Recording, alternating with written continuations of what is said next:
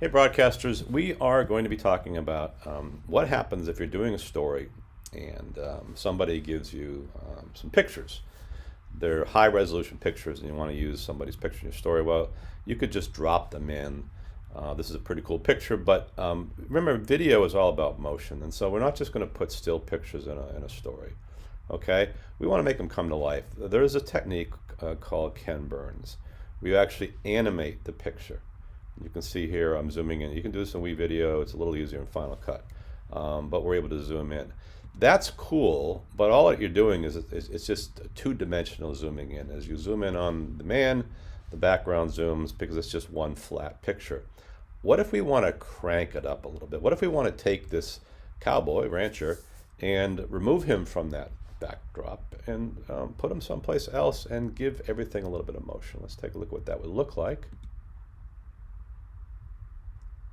So if you look closely, you can see that we're zooming in on him. You can see the BMS TV is going out of focus, and there's a ranch behind him. Now we've given that a little bit of pizzazz. That looks much more 3D. In this next shot, I'm going to add what we call LUT, giving it a different look and feel, kind of something kind of Western. Still looks pretty cool. The motion is still really cool. And then in this last shot, I've added just a little more. And you're going to see this picture with some rain in it a little later on. So that's that. So I started off with this, and I took it to that. Here's a picture of a couple of girls playing soccer. Not a particularly fantastic picture. I wanted to bring it to life. And so in the first version, I've added a drop shadow. I've extracted them from the original picture. I've changed the backdrop to something else. And let's see if we can sell this with some motion.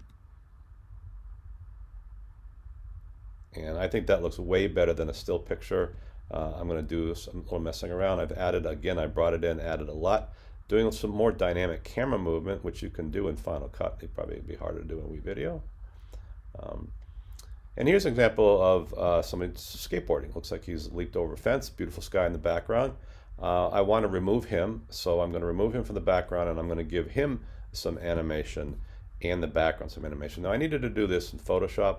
If you don't have Photoshop, what I would do is I'd cut him out using that website we used, remove background, and I'd find another background that would work for a skateboarder. But here's the original picture, and now we brought it to light. So no motion there. Now we've got some motion. Let's add a little more bling to it.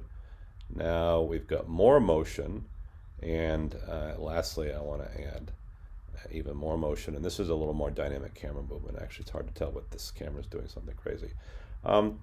Let's look at some of the results that I've done this morning.